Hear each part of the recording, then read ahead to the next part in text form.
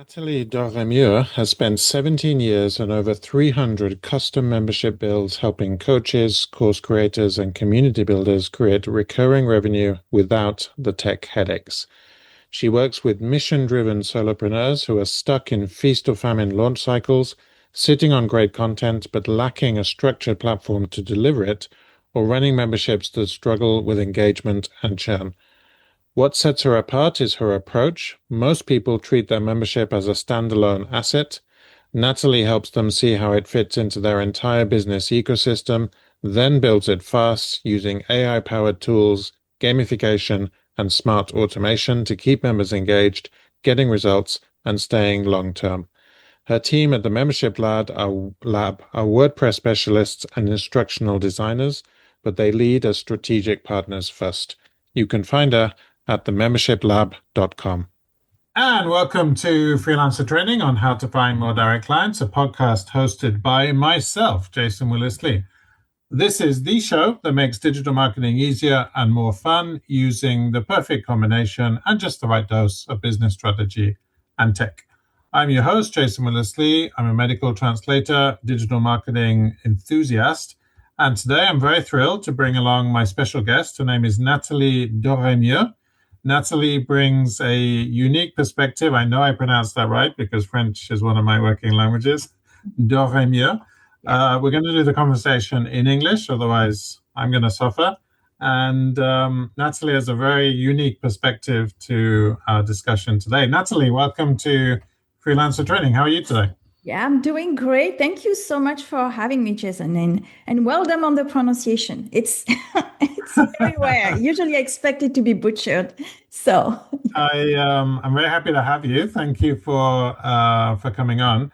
Could you just tell us a little bit about your business journey? How did you get to where you are now? I know you're a solopreneur. You work with business owners, service providers. Just tell me a little about how you got to what you're doing exactly now. yeah, so I've been a business owner for 20 years. We run a family business, so it's me and my husband, so not exactly solo. And basically the way it works is my background is in tech. I was a software engineer. He was as well. We met in college. We moved to the US to live the American dream. And then we stayed there for 10 years in the Silicon Valley. And we moved back to France in 2005 to start our own business. And that's really where it all started. And us, software engineer, never worked in France and starting a business. That's amazing. Let's talk about, I know you deal with membership models and my audience are service providers. They're mainly solopreneurs, so small business, possibly one assistant, a virtual assistant. Mm-hmm. So let's talk about memberships. I know that you run a membership, or you teach people how to do memberships. Yeah. So selling time for money has a ceiling.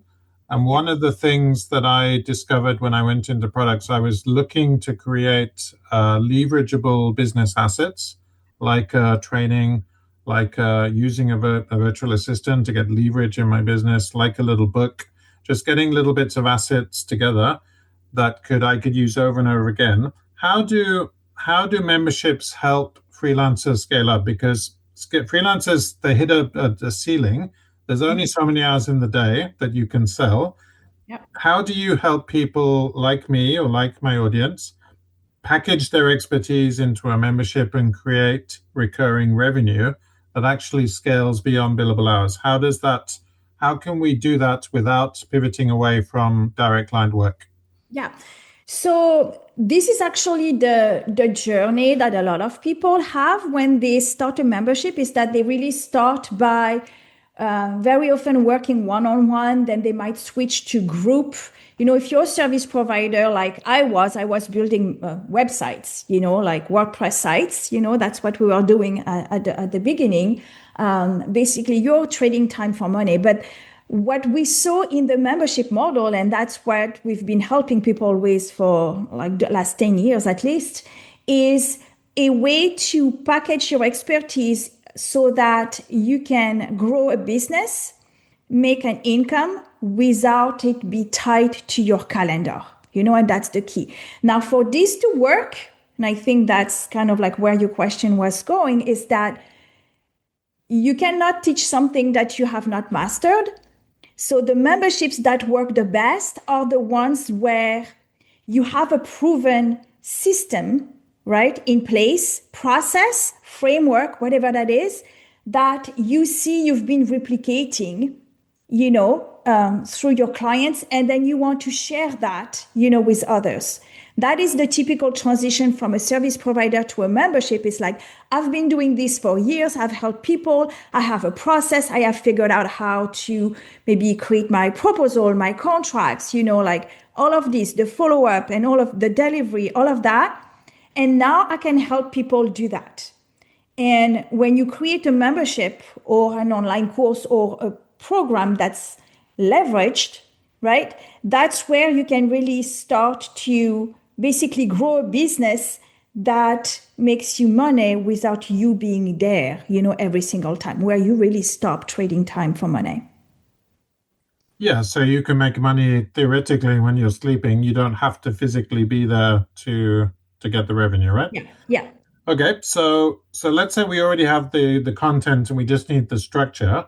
Most freelance service providers, like myself, and I'm a medical translator, as you know, I work from Spanish and French to English. They accumulate years and years of specialist knowledge, but it's very difficult to monetize that knowledge systematically. So how do you exactly, how can you turn that into a structured membership platform without getting buried in the tech decisions? Because you said you were a former software developer. Most of us don't program Yeah. software, or we Yeah. don't know much about that. How can we do a membership without getting bogged down in the tech and the software and all these technical decisions? Yeah, absolutely. And I think that's where a lot of people get stuck is they think tech, what do I need to use? And it's really not about that. The most important thing is to figure out what is your membership idea, who it is that you want to help, and what recurring problem are you trying to solve, right? And the more specific, the more specialized you can be, the better, because the clearer your message is going to be. Okay. So what I tell people when they want to start a membership, it's not about the tool, it's not about the tech. It's about figuring out who is that audience that you want to help. Like, do you like them? Like, do you want to create a community? It's a, real question. Like, this is something that you see yourself doing in 5 years, right? Second, is there a problem that you've identified that you can help them with? So you can help them do things faster, save time. You can then help them make more money. You can help them be happier. You can, help them be less stressed, whatever that is, right? So you got to figure that out. And it's from that you get your membership idea. Okay? It's got to be a problem that people have. They are looking for a solution, and you'd love to help people with that. That's sounds super simple, but at the core, this is what it is. A lot of people start memberships just because they have the expertise, but they don't really want to help these people. And they think that a membership is like putting a whole bunch of content, like, here is my expertise for you to consume. It doesn't work that way. People get overwhelmed. People need more than that. They need a roadmap. They need to see that you understand where they're at. And very often when they join a membership, they are looking for an accelerator. They are either stuck, don't know what to do, or they kind of know, but they need resources, shortcuts, things that have been tried before, right? And that's really the key. And you have what I truly believe is that you can launch a membership without any tech. The first thing that you need to do is figure out that audience, and you create what I call an interest list. It's a list of people that raise their hand for free and say, I'm interested. They don't know yet exactly the format. They don't know how much it's going to cost. They don't know on what platform, but there is an interest. Because if you can't do that, don't go any further. How do you expect people to pay later if you're not able to have them raise their hand for free? Right? So that's the first thing, is your ability to build an audience. And that's probably, I think, one of the most challenging part for a service provider, because that's not what we do. We work very one-on-one, personalized, and suddenly we're going after a totally different business model where we have to wear the marketing hat, the lead generation and building an audience and working on our marketing.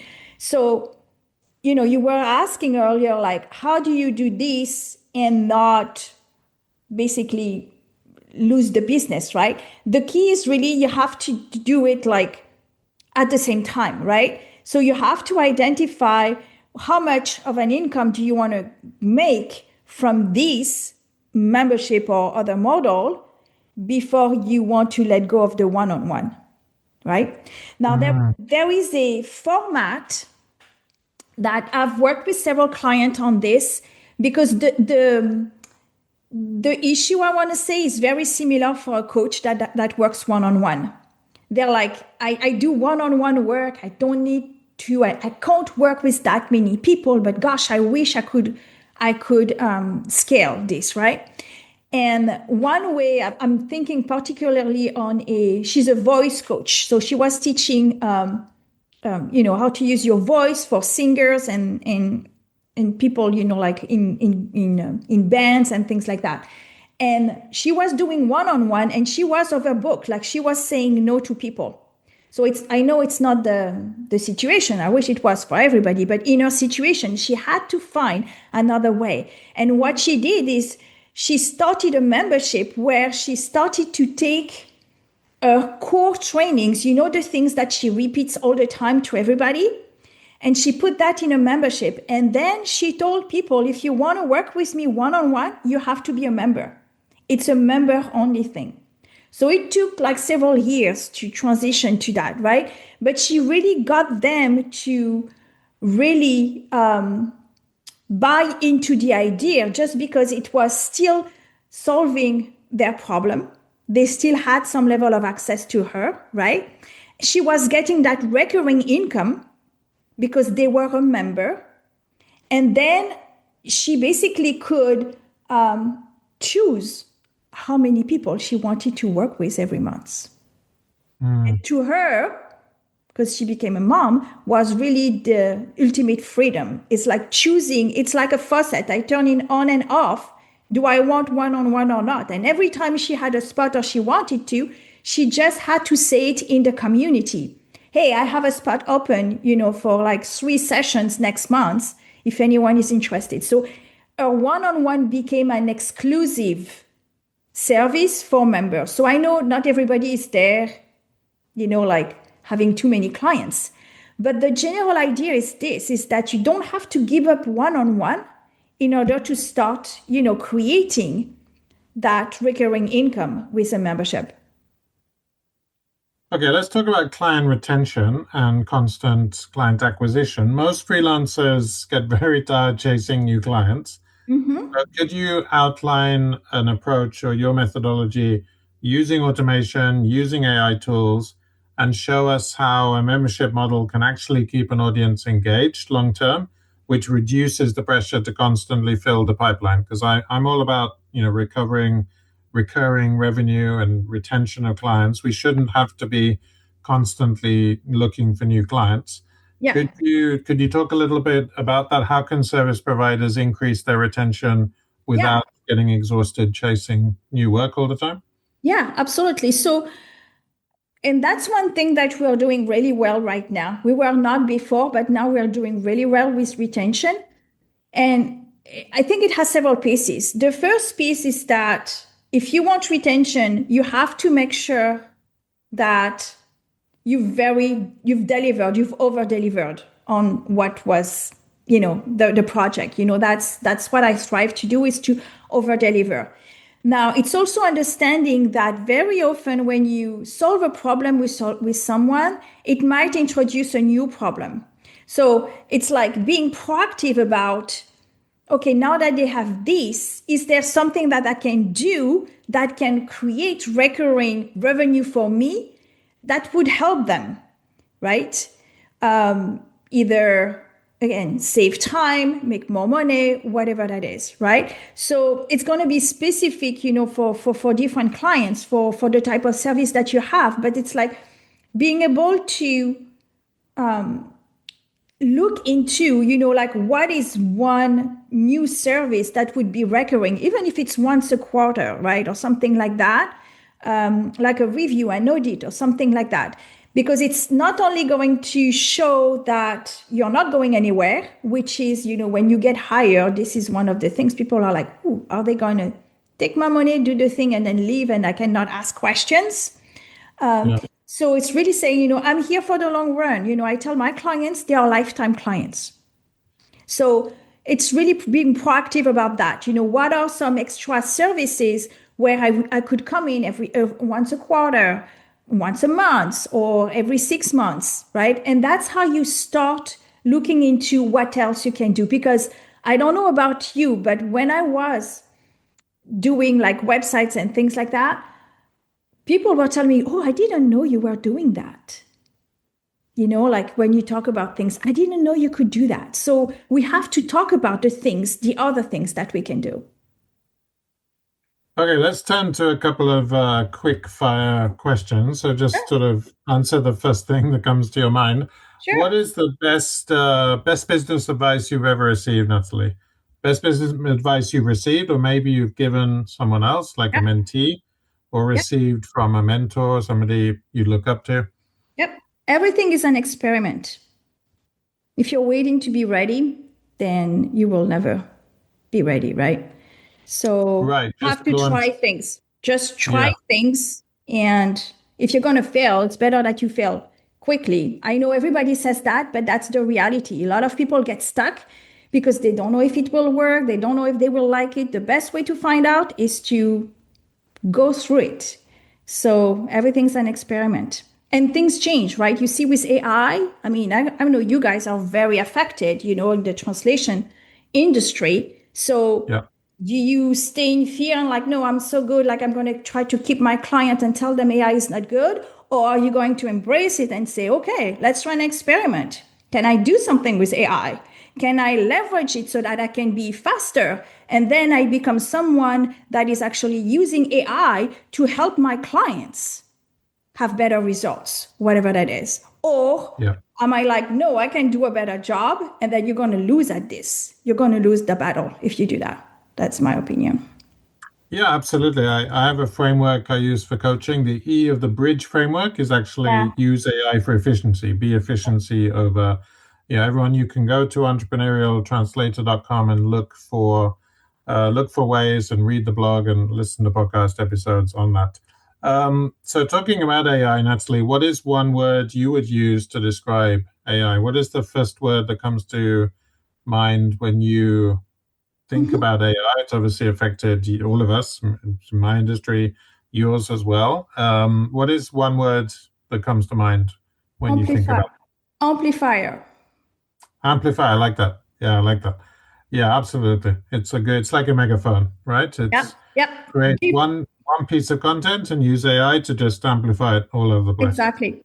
Give it bad stuff or expect it to come with the good stuff. No, it won't. But give it good stuff, good instructions, then it can really be really powerful.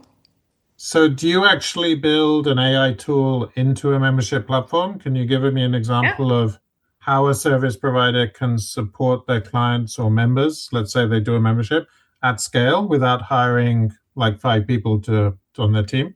Yes, absolutely. So one of the things that we do, we are in memberships, we are big into member experience because that's what creates retention.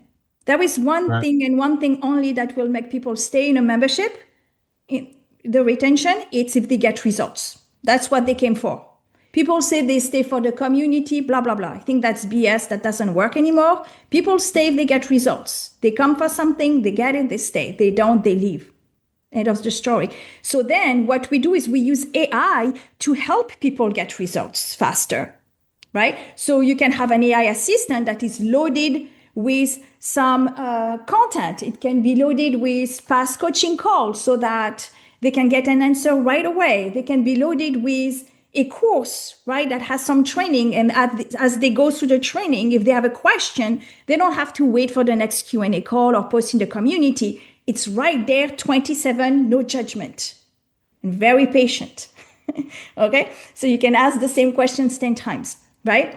And then we use AI where we create tools to help people do the work. So for example, if you were teaching people how to create their profile on LinkedIn, right? You can have a video, you can tell them. It's very passive. They are consuming the video. What you have a tool below that says, okay, now let's work on your profile. And basically the AI is a tool that is going to ask you questions to help you come up with your profile. So now it's like co-creating with you, right? It's interactive. So I really believe in the learning, doing. And that's what AI allows us to do. Another AI tool, for example, that we've implemented is role play, right? If you're a service provider and you need to do sales calls, right? You have to do sales call. Well, you can have an AI and you can role play with them, and you can have we had 3 different levels, like the easy conversation, the conversation, and the tough conversation. And you just role play. What does it do?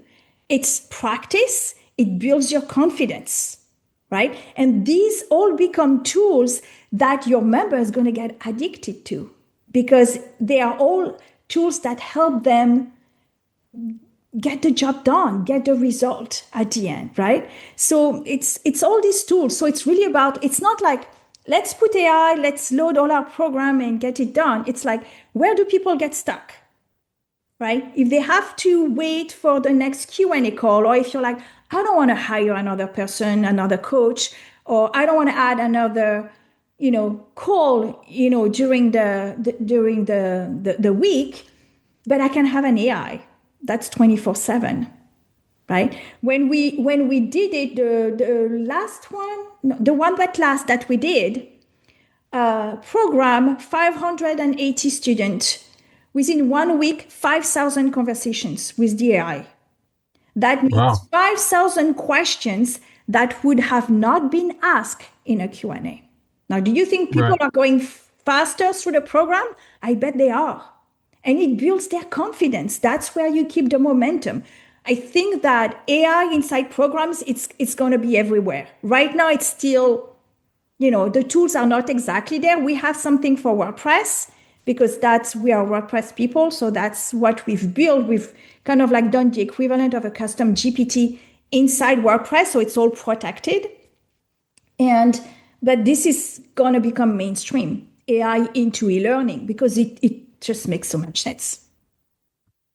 Natalie, what's the worst investment you've ever made? Is there an experience you've had that drained time or drained money from your resources? And what lesson did you learn from that to teach other people not to do? Yeah, so there are several, but there was one particularly that was 15K. And basically, I hired a service to help me grow on LinkedIn. Big name, great sales guy, obviously, sold me the program. And do you want to know what happened? Or I don't know how. Yeah, tell me the outcome. Of course, I want to know what happened. I can tell you the mistake, because I cannot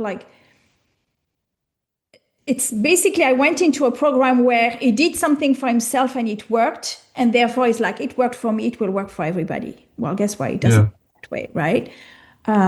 So it's really not doing my homework about, what results I could expect. It's it's also, basically just a bad experience, right? So, and it's part of learning. I have several. I'm actually working right now on an article for LinkedIn, and it's for one where I had a coach one time, that was 8 years ago. She said to a group of people, we were in San Diego, she said, I should charge more for this because you guys are not doing the work. This is the worst thing you can tell a student, right? Yeah. And I quit that program. So I guess that was a bad one. Okay. So we talked about quite a few things. What is one? So we're talking to service providers who may want to get into products, which we talked about membership model as a product, a book is a product, a course is a product, an ebook is a product, a PDF downloadable is a product. What is one thing that you would sort of say is the main takeaway from today's conversation? What would you like to be the main sort of notable nugget that Yeah. someone can take away from today?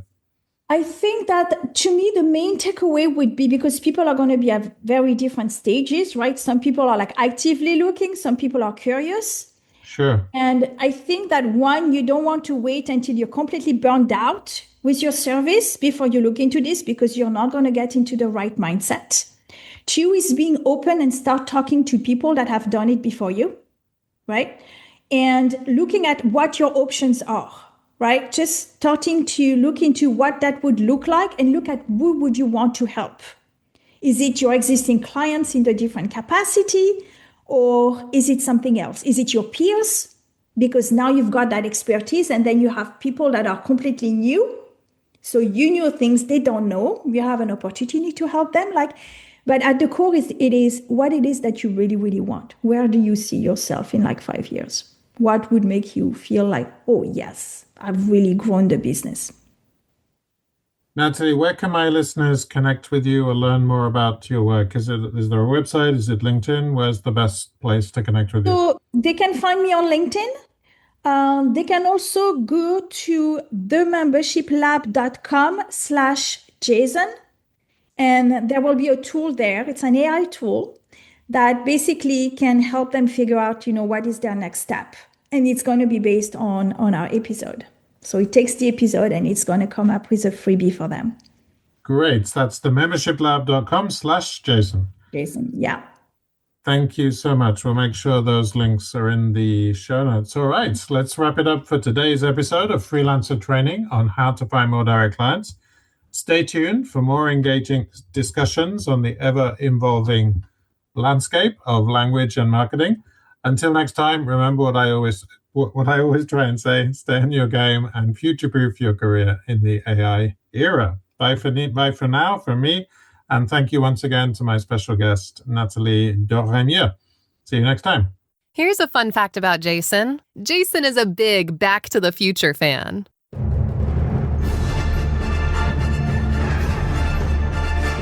Thanks for tuning in to the How to Find More Direct Clients Than You Can Poke a Stick At podcast. We'll be back soon.